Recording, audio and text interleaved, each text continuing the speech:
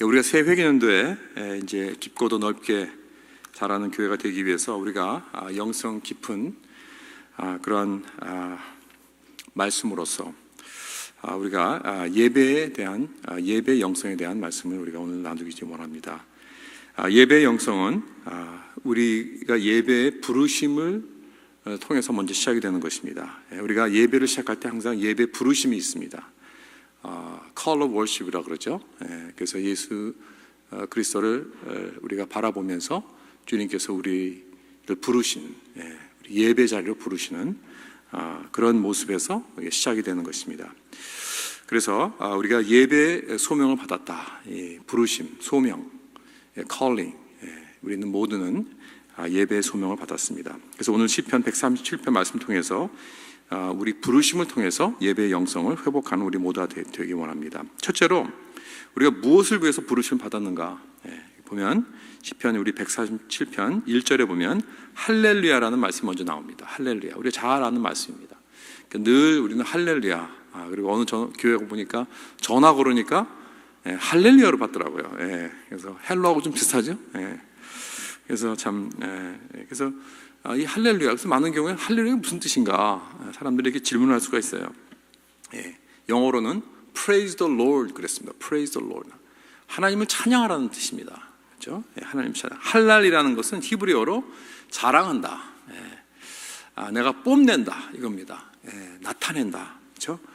글로리한다, 영광스럽게 생각한다, 이런 뜻입니다. 그래서 우리 모두는, 우리 인간은 참 뭔가 이렇게 우리가 자랑하고 싶어합니다. 항상 내 안에 있는 것을 먼저 나타내고 뽐내고 자랑하고 그런 마음이 있어요, 다. 그런데 죄가 우리 안에 들어오고 난 후서부터는 사실은 우리의 죄로 인하여서 우리의 이미지가 완전히, 하나님에 대한 이미지가 완전히 부서졌기 때문에, 그래서 항상 우리는 늘 내가 정말 인생에 가치가 있는가, 나의 가치에 대해서 항상 의심을 하게 되는 것입니다. 나의 어떤 그 아이덴티티와 나의 모습, 나의 존엄성, 이런 것들이 다 완전히 부서졌기 때문에 항상 우리는 우리 인생에, 내 삶에, 내 자신에 대한, 나의 아이덴티티에 대한 어떠한 불안감이 있습니다. 내가 이런 가치를 가지고 살아갈 수 있는가, 나의 인생의 가치, 나의 삶의 가치, 이런 것들을 항상 의심하면서 질문을 하면서 내 자신이 그 불안한 그러한 삶을 살아가고 있습니다. 그래서 우리는 이러한 우리의 인생의 가치, 내 자신의 존엄성, 내 자신의 그 self-worth라고 할 수 있는 그런 것을 회복하려고 한번 몸부림치는데, 그걸 어떻게 하냐면 우리는 뭔가 자랑을 하려고 그래요. 자꾸 나타내려고 합니다. 있는 거 없는 거 다. 그래서 우리는 내 자신 갖고는 부족한 걸 아니까 나는 내가 자신을 한번 봐도 내가 뭐 나타낼 게 없어요. 자랑할 게 없어요. 그러니까 우리는 좀 더 내 외에 있는, 내 밖에 있는 모든 어떤 큰 것, 나보다 더 큰 것, 위대한 것, 이런 것들과 나를 연결시켜서 그걸 자랑하고 싶어 하는 거예요. 그런 모습이 우리 모두가 다 있다는 것입니다. 그래서 정말 내 밖에 있는 어떤 위대하고 멋있는 그런 것과 연결해서 참 내가 좀 더 뽐내고 자랑할 만하고 영광을 누리고 하는 어떤 그런 것을 우리가 지금 경험을 하려고 합니다. 그 중에서 한 방법이 뭐냐면 스포츠입니다. 스포츠. 우리 모두가 참 이렇게 스포츠를, 특히 남자분들은 굉장히 스포츠를 좋아하는데, 이 남자분들은 이렇게 문제가 많은 것 같아요. 이런 어떤 내 자신에 대한 불안감, 이런 것들이 겉으로 보이는 굉장히 터프한 것 같죠. 그렇지 않아요. 더 연약합니다. 더 불안합니다. 그런 것 같아요. 이 스포츠를 열광하는 그런 모습을 보면 그래요.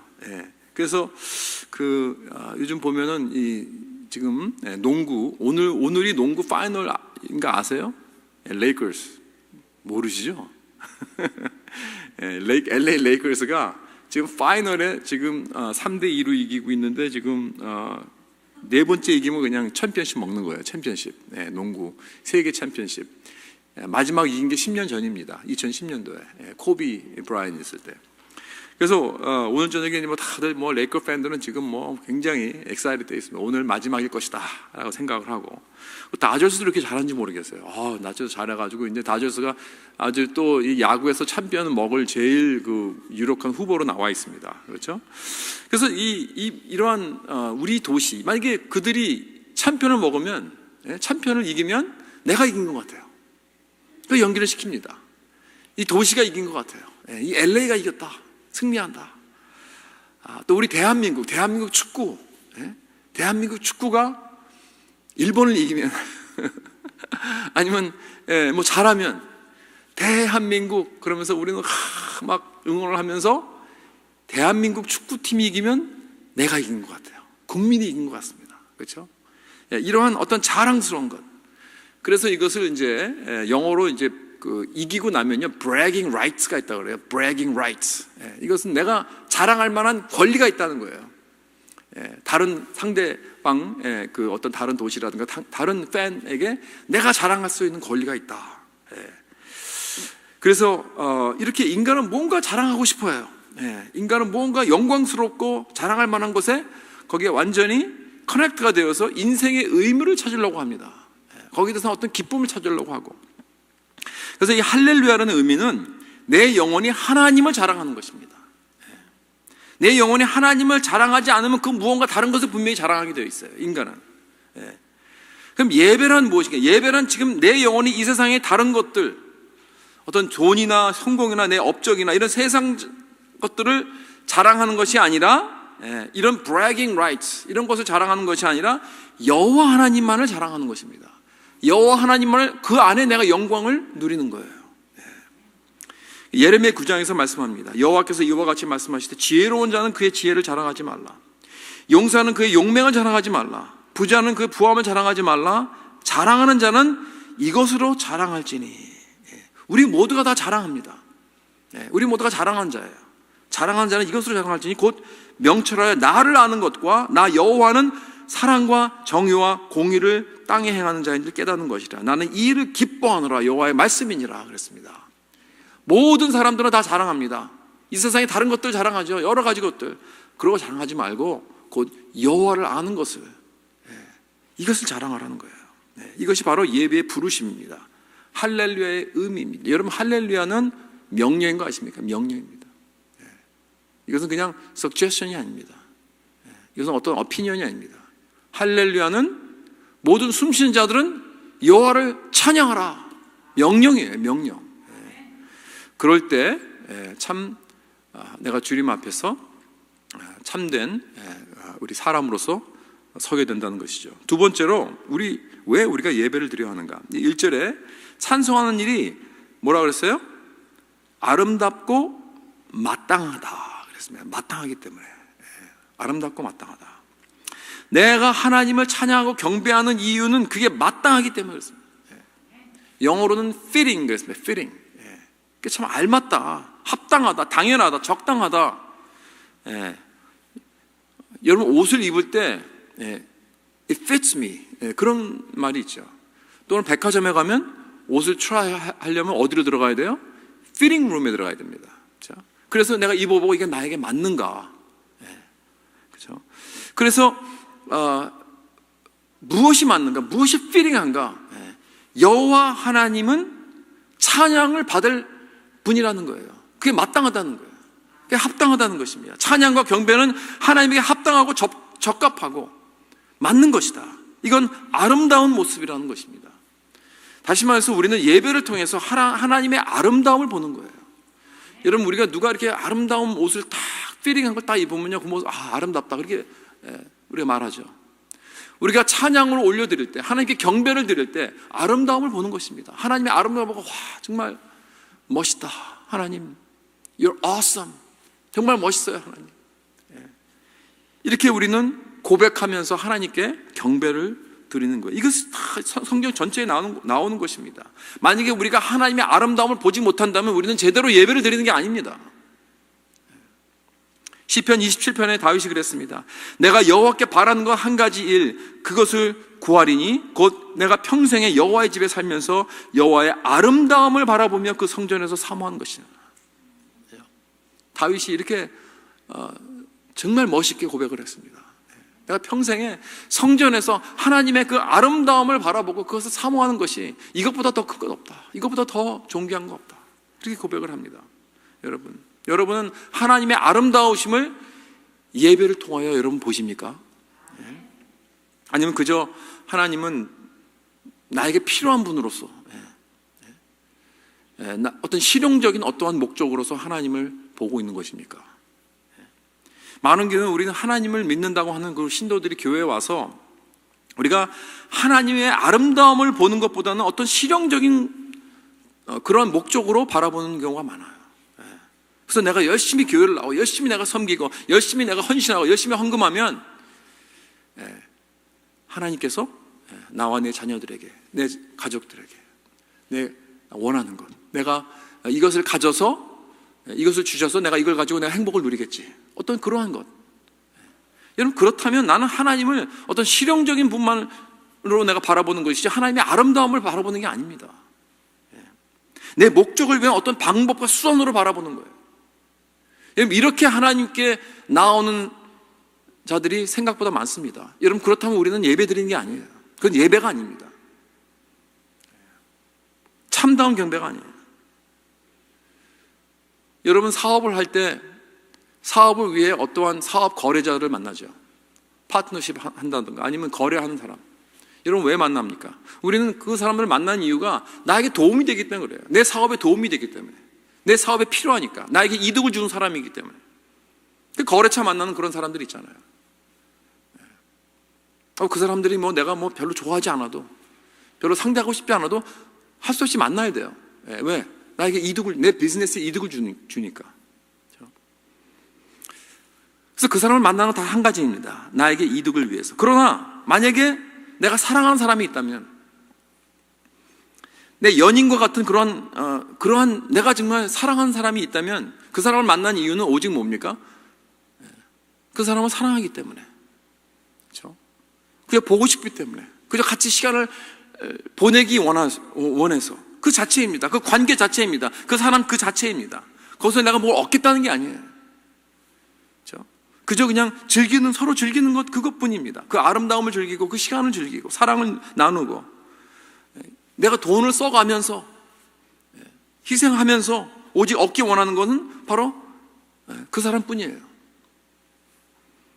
왜? 나는 그 사람을 사랑하니까, 오직 같이 있고 싶으니까. That's it. 그것뿐입니다. 이것이 다른 것입니다, 여러분. 비즈니스 파트너와 내 사랑하는 사람과 이게 다른 거예요.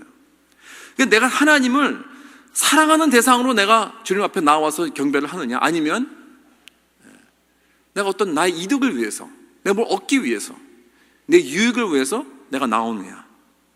Big difference. 그렇죠. 그래서 내가 원하는 것은 하나님께서 주시는 것들이 아니라 하나님 자신이라는 것, 이것을 위해서, 이것을 깨닫고 이것을 위해서 내가 주님 앞에 주님을 만나러 나오고, 내가 주님의 아름다움을 내가 만끽하며 주님께 찬양하러 나온다면 그것이 진짜 예배이죠. 이게 얼마나 중요합니까?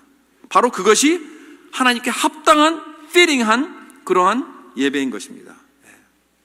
여러분, 하나님이 여기서 그랬죠? 위대하시고 크신 분입니다. 그러나 또 하나님은 지혜롭고 아름답고 영광스럽고 사랑이시고 은혜로우시고 찬란하시고 너무나 아름다우신 분이에요. 다윗은 성전에서 이것을 바라보면서 여호와를 사모하기 원한다고 그랬습니다. 이것이 참 예배입니다. 이것이 우리의 할렐루야의 핵심이에요. 여러분, 우리가 아름다움을 어떻게 정의할 수 있을까요? 어디 백과사전에 보니까 이렇게 나와 있어요. 아름다움이란 시각적으로 즐거움과 만족감을 생각과 마음에서 경험하고 느끼는 것이다 그랬어요. 그러니까 내가 바라보고 정말 아름답다 그러면 거기에 대해서 내가 즐거움과 만족감과 이런 것이 내 생각과 내 마음을 채운다는 거예요. 그렇죠? 사실 어떤 아름다운 풍경을 보세요. 우리가 이렇게 오늘 요즘 10월 달이면 가을이기 때문에 지금 날씨도 선선하고 이제 막 단풍도 바뀌고 그런 상황에 우리가 여행들을 많이 가는데, 지금 팬데믹 속에서 많이 여행들을 못 가시는 것 같아요. 근데 이렇게 여행들 가면 그런 좀 하나님께서 만들어놓은 그 아름다운 자연들을 만끽하고 보러 다니죠. 돈 많이 들여서, 그렇죠? 몇백 불이 아니라 몇천 불씩, 어떨 땐 몇만 불씩 들여가지고 세계 여러 나라 다 다니면서 우리가 이 아름다움을 좀 만끽하려고 가잖아요. 여러분, 왜 가십니까? 내가 이런 데 갔다 왔다라고 사람들에게 자랑하려고? 그게 아니죠. 정말 그 아름다움을 보고 정말 놀랍다, 너무나 멋있다, 어떤 그러한 sense of fulfillment, 그런 내 마음속을 채우고, 그렇죠? 그래서 그 미를 즐기면서 조금이라도 내 마음속 내 생각을 이렇게 좀 모든 이 세상에 돌아가는 것 이런 것에서 좀 멀어지면서 자연을 보면서 아름다움을 보면서 만끽하고 누리고 즐거움 그것을 얻으려고 하는 거 아닙니까? 그렇죠? 이거 기쁨입니다. 기쁨. 이 자연에서 아름다움을 체험하고 느끼는 것 이것이 우리에게 기쁨과 만족감을 주는 것입니다. 돈을 들여가면서 우리가 그걸 하지 않습니까? 그렇죠? 그 왜 그럴까요? 왜 사람들 그렇게 이 관광 비즈니스가 정말 굉장히 큰 비즈니스입니다, 여러분. 그 왜 그럴까 사람들이? 왜냐하면 우리는 그렇게 만들어졌기 때문에 그렇습니다. 우리는 아름다움을 보고 그것을 막 찬미하고 찬양하고 또 그것을 만끽하고 그것을 누리고 즐기는 그것으로 기쁨을 채우는 그러한 존재로 만들어졌기 때문에 그런 거예요. 그래서 우리는 하나님의 아름다움을 바라보면서 예배에 나와야 됩니다. 우리가 지난 일주일 동안에도 특별 새벽 기도를 통해서 우리가 기도의 영성이라는 주제로 예수님께서 가르쳐 주신 그 주기도문을 통해서 우리가 쭉 봐왔습니다. 근데 거기 보면 이 두 가지 기도를 우리가 봤죠. adoration, 경배하는 기도. 그 다음에 우리가 또 간구하는 petition, supplication, 이런 간구하는 어떤 그런 기도. 이게 두 가지가 있는데 여러분 참 우리 기도를 한번 잘 보세요. 이 두 가지가 다 있어요. 우리 다 해야 되지만 우리 기도 내용을 가만히 보면 우리는 간구만 차여 있습니까? 하나님 이거 주세요. 주시옵소서, 주시옵소서, 주시옵소서. 이런 것만 꽉 차 있는 기도입니까? 그렇다면 어쩌면 우리의 기도는 내가 하나님을 어떤 실용적인 분으로 내가 필요하니까 이걸 주시는 분이니까 하면서 그것을 위해서 어떤 관계를 맺는 그러한 나의 신앙의 모습이 아닌가 그걸 볼 수가 있어요. 내 기도 속에 하나님만을 경배하고 하나님의 아름다움을 정말 경배하고 하나님께서 예수 그리스도께서 주기도문에 처음에 뭐예요? 우리 하나님 아버지 이름이 거룩히 여김을 받으시오며 그렇죠? 이름이 거룩히 여김을 받. 이게 뭐예요? 이게 하나님께 경배를 드리는 것입니다. 하나님의 그 거룩, 하나님 당신만이 최고입니다. 당신만이 나의 가장 중요한 핵심입니다. 당신만이 높여지길 원합니다. 주님의 이름만이 높여지고 주님만의 이름만이 들리는 그 아름다움, 그 존귀함, 그것만이 내 마음속에 가득 차기 원합니다 하는 그러한 기도가 먼저 나오는 거예요. 가장 처음입니다. 그런데 그러한 기도가 우리 가운데 있나요? 그러한 찬양하고 경배하는 그런 기도가 우리 가운데 있나요? 그런 건 전혀 없고 그저 주시옵소서, 주시옵소서, 주시옵소서. 이거 주시고 저거 주시고. 그렇다면 어쩌면 우리의 포커스가, 우리의 초점이 이 기도를 통해서 나타날 수가 있는 것입니다. 하나님인지 아니면 나에 대한 것인지, 내가 필요한 이런 것들인지. 그래서 찬양과 경배란 하나님에게 합당하고 마땅한 것, 예배자로서 하나님께 마땅한 것을 올려드리는 것입니다. 근데 하나님에게 마땅한 것뿐만 아니라 여러분 나에게도 마땅한 거예요. 그거는 예배자로서 It's fitting for me. 나에게도 마땅한 건 뭐냐면 하나님께 예배를 드려야 돼요. 우리는 경배를 드려야 되는 거예요. 하나님의 아름다움을 느껴 경배하는 것이 나에게도 맞는 거예요. 나에게 있어서 이건 옳은 것뿐 아니라 합당한 것입니다. 꼭 해야 되는 것입니다. 왜냐하면 우리는 경배하도록 만들어졌기 때문에 그래요. 나의 영혼 속에 이 DNA가 있어요. 모두에게. 우리는 무언가를 경배하도록 만들어졌어요. 사람이 사람 되게 하는 것은 하나님을 찬양하고 경배하는 것입니다. 또 하나님이 하나님이 되게 하는 것은 하나님이 이 경배를 받으실 그러한 분입니다. 우리가 하나님을 경배하지 않으면 분명히 꼭 다른 것을 경배하게 되어 있습니다. 그 무언가를 경배하게 되어 있어요. 그래서 성 어거스틴은 그랬습니다. 고백록에서 당신은 우리를 당신을 향해서 살도록 창조하셨으므로 우리 마음이 당신 안에서 쉴 때까지는 평안함이 없습니다. 우리 영혼이 하나님 안에서 쉴 때까지는 우리는 안절부절하고 평안하지 못한다는 거예요. We are restless until it finds its rest in thee. 그랬습니다. 다시 말해서 우리가 하나님을 경배하지 않고 섬기지 않으면 우리 인생은 평안치 않습니다. 그래서 우리가 하나님을 아름답게 바라보고 경배할 때 우리는 놀랍게도 우리의 마음은 평안을 찾게 돼요. 참 이상하죠? 우리가 평안을 얻으려고 나가면은요, 하나님도 잃고 평안도 잃어요.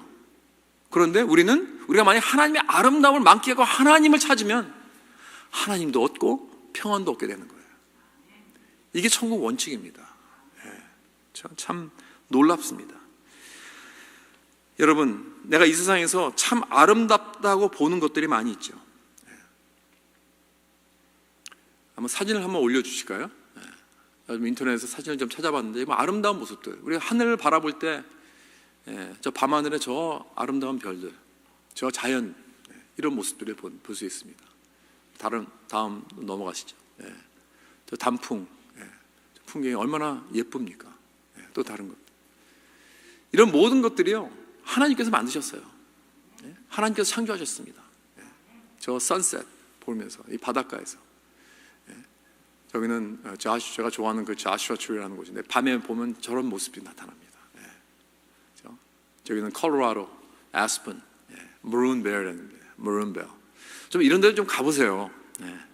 하나님께서 이렇게 만들어 놓고 다 이리 와라, 나 좀 봐라, 이 아름다움을 좀 만끽해라. 근데 우리 안 가요. 좀 가서 자연을 통해서 만끽해야 돼요. 그렇죠? 그다음에 저 아름다운 그 아기들의, 저 예쁜 아기들, 이렇게 세상에 이렇게 예쁘고 아름다운 것이 어디 있을까? 여러분, 그런데요, 이런 것들로 우리의 마음을 즐겁게 하고 만족감으로 가득 채워질 때 여러분 꼭 기억하십시오. 이 모든 것들은, 이 아름다운 것들은 하나님을 반영하는 겁니다. 그냥. 왜냐하면 이 모든 아름다움에, 이 모든 자연과 모든 하나님께서 만든 이 창조물의 아름다움은 하나님께서 나온 거예요. 그 원천이 하나님에게 있어요. 그 근원이 하나님이란 말입니다. 이 모든 아름다운 것들은 하나님을 포인트하고 있습니다. 하나님의 그림자입니다. 왜 우리가 하나님을 찬양하고 경배하는가? 왜 우리가 할렐루야가 필요한가? 여러분, 그것은 하나님이 이 찬양을 받아 마땅하시기 때문에. It fits God. 우리의 경배는 우리가 하나님을 실용적으로만 보는 것이 아니라 그의 아름다움을 보는 것입니다. 뿐만 아니라 우리는 우리에게 합당하고 마땅하기 때문에, 이것이 우리 인간들의, 내가 사람이 되게 하는 것이 바로 하나님을 찬양하는 것입니다. 그래서 내가 내적 힐링을 경험하려면 하나님의 아름다움을 볼 수 있어야 됩니다. 자, 그렇다면 세 번째로 우리가 어떻게 하나님의 아름다움을 볼 수 있을까요? 만약에 내가 여태껏 하나님을 내 유익만을 위해서 사귄 그런 비즈니스로 여겼다면 어떻게 하면 그분을 나의 사랑하는 대상으로 경배하며 그만을 아름답게 만끽할 수 있을까요? 그 답은 10절과 11절에 나옵니다. 우리 한번 같이 읽어볼까요? 10절 11절 시작. 여호와는 말의 힘이 세다 하여 기뻐하지 아니하시며 사람의 다리가 억세다 하여 기뻐하지 아니하시고 여호와는 자기를 경외하는 자들과 그의 인자하심을 바라는 자들을 기뻐하시도다. 아멘. 이게 무슨 뜻입니까? 그러면 성경 시대에는, 이 구약 시대에는 이 나라가, 이 국력이, 군인의 그 능력이 있을 때, 이 군사력이 있을 때, 그때 이렇게 자랑스럽게 느껴집니다. 정말 이 군인들과 이 말들, 수많은 군인들과 수많은 말들이 이게 늠름하고 씩씩한 이런 것들이 우리나라를 이렇게 보호하고 있다. 그러면요, 거기에서 오는 그러한 자부심과 자랑심과 어떤 뿌듯함이 있어요. 안정감이 있는 거예요. 그렇게 생각합니다. 왜냐하면 그렇게 군대가 강해야 그 나라가 생존을 합니다. 늘 서로 뭐 전쟁하고 침략을 당하고 하는 어떤 그런 시대에 살고 있기 때문에. 그래서 말의 힘과 사람의 다리는 군인들의 힘을 자랑하는 것입니다. 군대가 막강하면 우리는 어떤 자랑스러운 그런 마음이 생긴다는 거예요. 그러니까 여기 시편 147편 말씀하는 건 뭐냐면 그런 것들을 바라보지 말라는 겁니다. 그런 걸 자랑하지 말고 그런 걸 의지하지 말라는 거예요. 만약에 미국이 세계에서 최강국, 그렇죠? 뭐 경제적으로나 군사적으로, 특히 군사적으로 최강국이라고 해서 지금 자랑하고 있죠. 역사적으로 이렇게 군사적으로 강한 나라가 없다 자랑하고 있습니다. 그러나 그런 걸 의지하지 말라는 것입니다. 하나님은 그런 것에는 의지하면 기뻐 안 하십니다. 그렇죠? 대신 하나님 앞에서 겸손하게 하나님을 두려워하고 완전히 의지하는 그러한 모습을 보고 하나님은 기뻐하신다는 거예요. 그리고 하나님의 인자하심을 바라보라는 거예요. 하나님을 경외하고 하나님의 인자하심을 바라보라. 이것이 키입니다. 이것이 키예요. 여기에 인자함이란 히브리어로 헤세드라는 단어입니다. 헤세드. 이런 많이 들어보셨죠? 헤세드. 예. 이 구약 단어야 어쩌면 가장 리치하고 깊은 그런 단어 중 하나입니다. 이건 하나님의 언약적인 관계를 말하고 있습니다. Covenantal relationship, Covenantal promise. 무조건적인 하나님의 약속이고 사랑입니다. 굽히지 않는 사랑, 그걸 말하고 있는 것입니다. 하나님의 은혜로 근거한 그런 행위입니다. 그러니까 하나님은 다시 말해서 여기서 말씀하시는 게 이거예요. 오직 하나님의 끊이지 않는 사랑에 소망을 두라. 네 자신의 힘을 의지하지 말라. 네 자신의 지혜를 의지하지 말라. 여러분, 이렇게 우리의 소망을 나의 능력이나 나의 지혜나 노력이나 강함에서부터 옮겨서 이제는 하나님의 은혜, 하나님의 인자하심, 하나님의 헤세드에 우리가 소망을 둘 때, 그때 우리는 이제 모든 나의 포커스가 하나님께 포커스가 되어서 하나님의 아름다움을 보게 되고 하나님을 찬양하기도 하나님의 사랑의 대상으로 오직 그야말로 진짜 할렐루야로 돌아오게 되는 것입니다. 여러분, 히브리서 13장 5절에 우리에게 약속하십니다. 내가 결코 너희를 버리지 아니하고 너희를 떠나지 아니하리라. 할렐루야. 여러분, 우리들도 우리 자녀들에게 그렇게 말할 수 있어요. 내가 결코 너희들을 버리지 않고 너희를 떠나지 아니할게. 내 자녀들에게. 우리 인간들도 우리 그렇게 말할 수 있죠. 어쩌면 사랑하는 남편, 아내에게 그렇게 말할 수도 있을 거예요. 내가 절대 당신을 버리지 않겠습니다. 우리 그렇게 약속하고 결혼하지 않습니까? 그러나 여러분, 솔직히 말해서 우리 인간들은 오직 그러고 싶은 것 뿐입니다. 솔직히 말해서 우리 인간들은 너무나 연약합니다. 우리는 서로 실패합니다. 우리는 서로 실망하게 됩니다. 그리고 우리 아무리 좋은 부모라도 자식들을 절대로 버리지 않고 싶겠지만 결국에는 버리고 떠나가야 돼요. 그렇지 않습니까? 결국 우리는 죽을 수밖에 없는 우리 인간입니다. 결국 이 세상에 언젠간 떠납니다. 그렇기 때문에 다윗도 시편 27편에 보면 내 부모는 나를 버렸으나 여호와는 나를 영접하시리로다. 부모는 결국 자식을 버릴 수밖에 없어요. 그만큼 우리는 연약한 존재입니다. 그래서 우리 인간은 아무에게나 내가 결코 너를 버리지 아니하겠다라고 말할 수 없어요. 오직 그러고 싶은 것 뿐입니다. 그래서 우리는 모두가 다 이런 경험을 하고 알기 때문에, 그렇기 때문에 늘 불안한 거예요.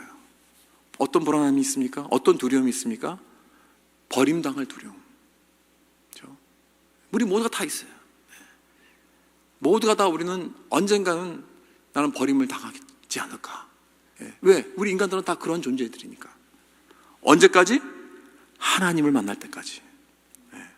왜냐하면 오직 하나님만이 내가 결코 너희를 버리지 않겠다라고 말씀하실 수 있기 때문입니다.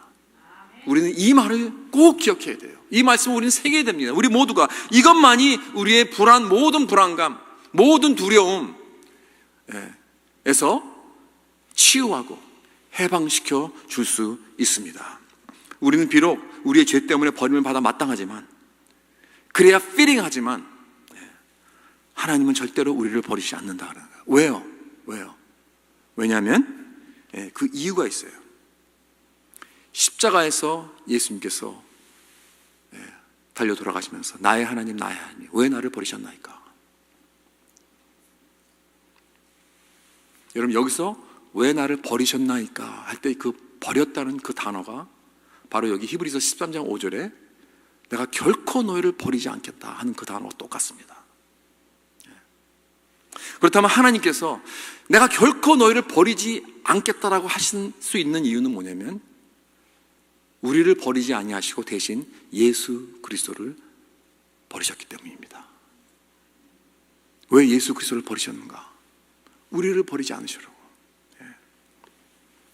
십자가에서 독생자 예수 그리스도까지 버리심을 통하여 우리를 얻으리고, 그래서 누구든지 예수를 내 구주로 영접하면 절대로 하나님의 버림을 당하지 않습니다. 여러분, 이것만 있으면 됩니다. 우리는 이 세상에 아무리 내가 버림을 받아도, 이 세상에서 아무리 사람들이 나를 알아주지 않고 나를 리젝트 해도, 여러분, 온 만물의 왕중왕이시여 온 만물의 창조이신 우리 하나님이 나를 사랑하셔서 나를 얼마나 사랑하시느냐. 독생자 예수 그리스도까지 버리시면서 나를 버리지 않겠다 약속하셨어요. 여러분 이것을 안다면 우리는 이제 더 이상 필요 없습니다. 아무것도 필요 없어요. 네. 이것만이면 됩니다. 그렇죠? 여러분 이 아름다운 이 십자가에서 우리에게 보여주신 이 놀라운 이 복음의 그 아름다움, 그 사랑의 아름다움, 여러분 이것을 우리가 만끽하면서 그것을 보고 우리는 주님께 찬양하는 것입니다. 예수님께서 이제 내가 너를 이렇게 사셨다 그랬습니다. 내 피값으로 사셨다. 그뿐 아닙니다. 이제 우리를 지금 예수님께서는 하나님의 우편에 앉아 계시면서 일로 오라, 일로 올라오라, 내가 내 옆에 앉아주겠다, 이 약속까지 하셨습니다. 이렇게 초대까지 하십니다. 여러분 우리는 그렇기 때문에 이것을 바로 자랑해야 되는 거예요. 이 세상에 자랑할 게 무엇이 있습니까?